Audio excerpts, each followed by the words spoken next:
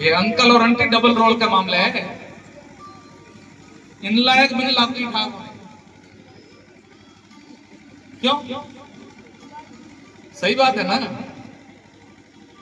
ये आंटी जी इनला है या आंटी जी बिनला है, अंकल इनला है अंकल बिनला है, की ठाक होने। मामा जी है चाचा जी है, की ठाक। आंटी जी बुआ जी है मौसी जी है, की ठाक होने। और अब वो कहते हैं ना, नंगा क्या निचोड़ेगा और क्या सुखाएगा, वो स्थिति हमारी हो रही है हिंदू समाज की। मैंने पहले कहा, एक कुटुंब में संतान एक, तो ना तो मेरे जिका आगे संतति चाल से आगे पीढ़ी चाल से न तो मेरे को ताऊ जी हुए, न मेरे को चाचा जी हुए, न मेरे को बुआ जी हुए, न मेरे को बहन जी हुए, न मेरे को बंधु जी हुए, न मेरे फूफो जी हुए, न मेरे मामा जी और न मेरे मामी जी हुए। सही बात है गलत बात?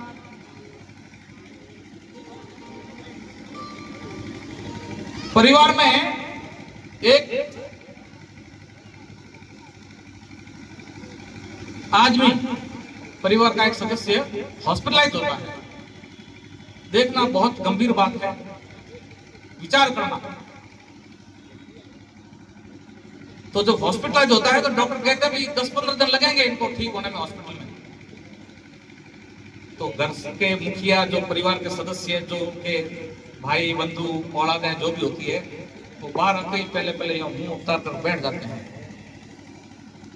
क्या रहे ही कौन आ रखा है 15 दिन तक, रहेगा कौन?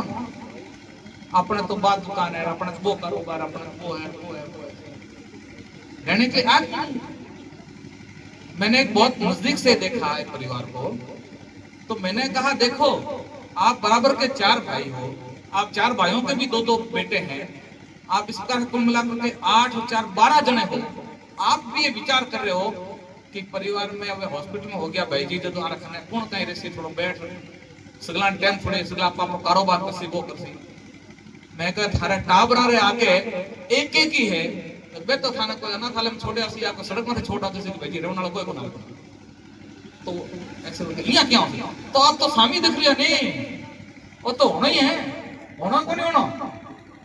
वे आप 12 जना जो विचार कर रहे हैं अपना परिवार सदस्य वास्ते का कौन रहे कौन कहीं कहीं मन तो दुकान खोलना, मन तो वो करना है, तो लाल लड़ तो गोला दिए एक ही है, वो बाप एक लोग हैं कभी बहन मानो तो कोई है, भाई मानो तो कोई है। तो बताओ, परिवार में संख्या ज्यादा होना ये कोई संकट है क्या? ये संकट नहीं, हमारे दिमाग में बिठा दिया गया। वो चाइना जिस जो जनसंख्या में 1 नंबर था, वहां एक विभिन्न प्रकार का मत चला और उन्होंने जनसंख्या न्यूनतम कर दिया। आज वो रो रहा है, आज वो कह रहे हैं कि यदि 2 संतानें 3 संतानें जिसके होगी उसको सम्मानित किया जाएगा। उत्पादन कम हो गया, मनुष्य उत्पादन का असर वहां के औद्योगिक उत्पादन पर आया। सब कुछ मनुष्य मशीनों से थोड़े बना सकता है, उसको मैनेज करने के लिए तो आदमी चाहिए ना। तो ये संकट है, हमको भी विचार अभी समय रहते कर लेना चाहिए। हालते तो बाजी अपना हाथ में है, घनी देर होगी ना पछे पछताने अलावा कोई उपाय नहीं है, पछताने पड़ेगा। और आने वाली पीढ़ियां अपना कौशल गले होंगे।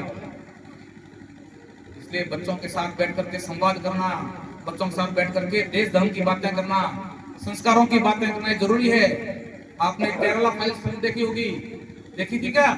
केरल स्टोरी थी या केरल फाइल थी, वो एक फिल्म थी। उसमें वो लड़की अपने माँ बाप को कहती है कि मुझे इस विधर्म में जाने के लिए, मुझे मुसलमान बनाने के लिए और ये सारे दुख संताप सहन करने के लिए, मजबूर करने के लिए माता पिता आप दोषी है। माँ बाप कहते हम कैसे दोषी हैं? कि आप इसलिए दोषी हैं क्यों आपके सामने में जब भी आती है घर में, तो आप या तो पढ़ाई की बात करते या ट्यूशन की बात करते, अपने करियर की बात करते।